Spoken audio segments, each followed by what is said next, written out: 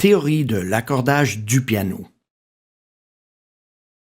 La cheville d'accord offre une très forte résistance au changement de position dans son sommier de bois dur.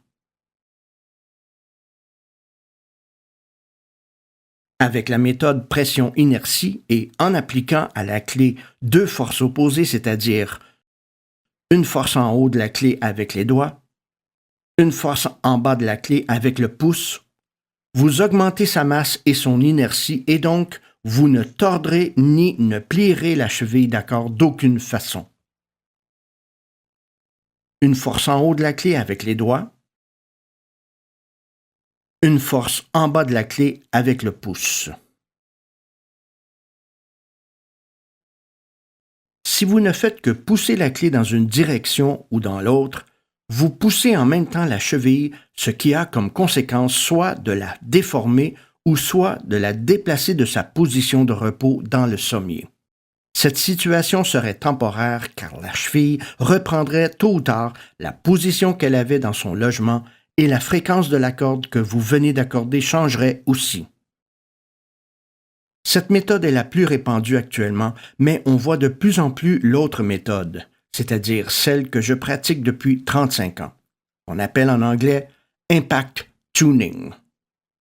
Il y a même une clé spéciale appelée Impact Tuning Lever qui a été mise au point spécialement pour cette technique. Le poids qu'on retrouve sur le manche de la Impact Tuning Lever est ajustable pour accommoder différentes résistances dues à la friction de la cheville dans le sommier. Pour les chevilles très difficiles à bouger, on éloignera le poids de la clé vers le bout et inversement, pour les chevilles plus lâches, on rapprochera le poids vers le bas de la clé Impact.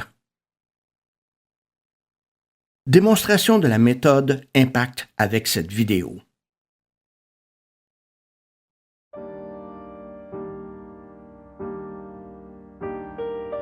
Pour cette méthode, la prise de la clé se fera vers son extrémité, contrairement à la prise avec les doigts dans toute la moitié supérieure de la clé pour la méthode pression-inertie. C'est pour cette raison que la clé avec boule à son extrémité, c'est-à-dire la ball handle, est un choix idéal pour cette méthode. Votre défi principal sera de garder la clé bien enfoncée pendant la manipulation. La méthode par impact et petits coups favorise le recul de la clé sur la cheville.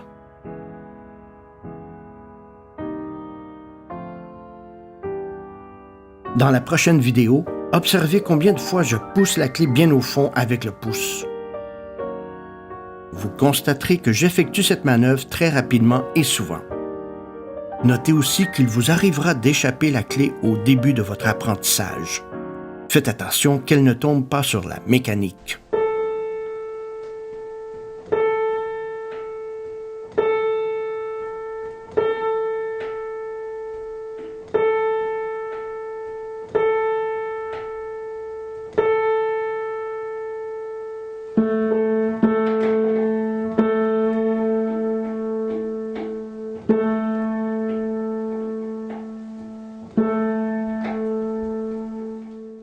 Sur cet arrêt sur image, on revoit le travail du pouce qui enfonce la clé bien au fond pour une meilleure prise de la cheville.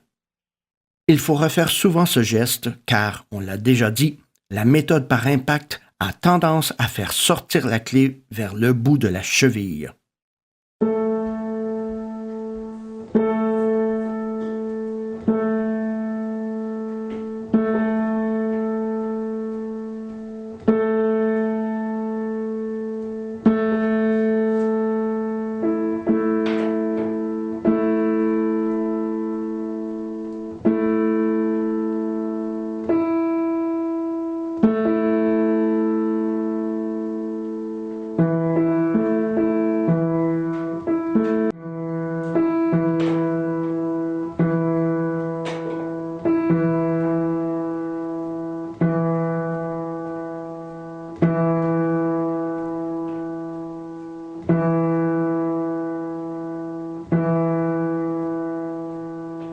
Maintenant, si vous me le permettez, je vais dire « haut » quand je monte, puis « bas » quand je descends, afin de vous aider à reconnaître les deux mouvements. Bas, bas, bas, bas, bas, bas, bas, bas, haut, haut. Bas, bas. Bas, bas. Haut. Bas, bas. Bas, bas, bas. Haut.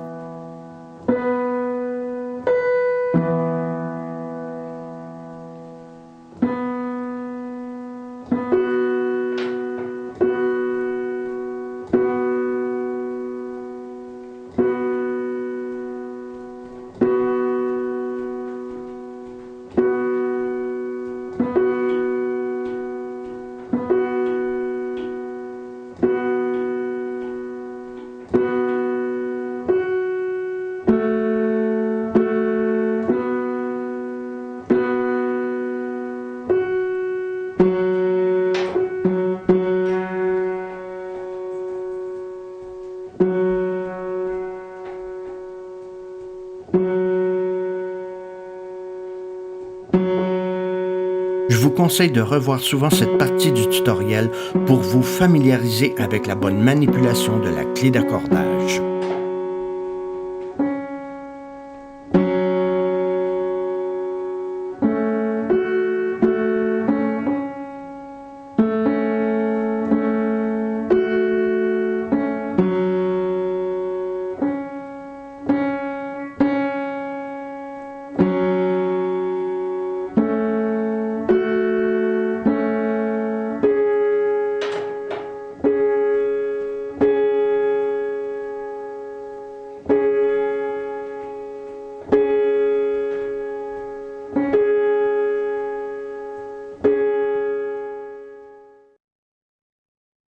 Nous venons d'observer les subtilités de manipulation de la clé avec cette méthode dite par impact.